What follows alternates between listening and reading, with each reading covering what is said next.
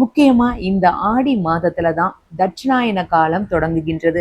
அதாவது ஒரு வருடத்துல தட்சிணாயன காலம், உத்தராயண காலம் அப்படின்னு 2 வகையா நம்ம பிரிக்கலாங்க. இந்த தட்சிணாயன காலத்துல தான் நம்ம தேவர்களுக்கு இரவு பொழுது அப்படின்னு சொல்லுவோம்.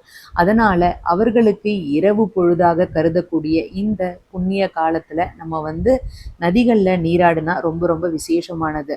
முக்கியமா ஆடி மாதத்துல ஆடி பெருக்கு, ஆடி பூரம், ஆடி அமாவாசை, ஆடி கிருத்திகை, இது எல்லாமே விசேஷமான பலன்களை நமக்கு பெற்றுத்தரும். சரி, வேற என்ன விசேஷம் அப்படின்னு பார்த்தீங்கன்னா, ஆடி செவ்வாய்க்கிழமை, ஆடி வெள்ளிக்கிழமைகள் எல்லாமே நிறைய பலன்கள் நமக்கு காத்து கொண்டிருக்கு. முக்கியமா நம்ம வழிபாடுகள் சரியான முறையில செய்யும் பொழுது ஆடி பௌர்ணமி நாள்ல ஹயக்ரீவர் வழிபாடு தவறாமல் பண்ணுங்க.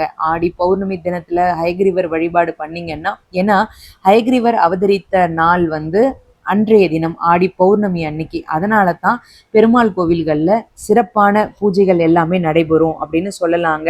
எல்லா வெள்ளிக்கிழமைகளிலும் விசேஷமான நாள் தான், ஆனா ஆடி வெள்ளிக்கிழமையில ரொம்ப ரொம்ப விசேஷமான ஒரு நாள் அப்படின்னு சொல்லுவோம். ஏன்னா இந்த மாதத்துல வரக்கூடிய வெள்ளிக்கிழமைகள்ல அம்பிகையை வழிபாடு பண்ணீங்கன்னா உங்க வீட்டுல சுபகாரிய தடைகள் ஏதாவது இருந்ததுன்னா அது எல்லாமே நிவர்த்தி ஆகுங்க.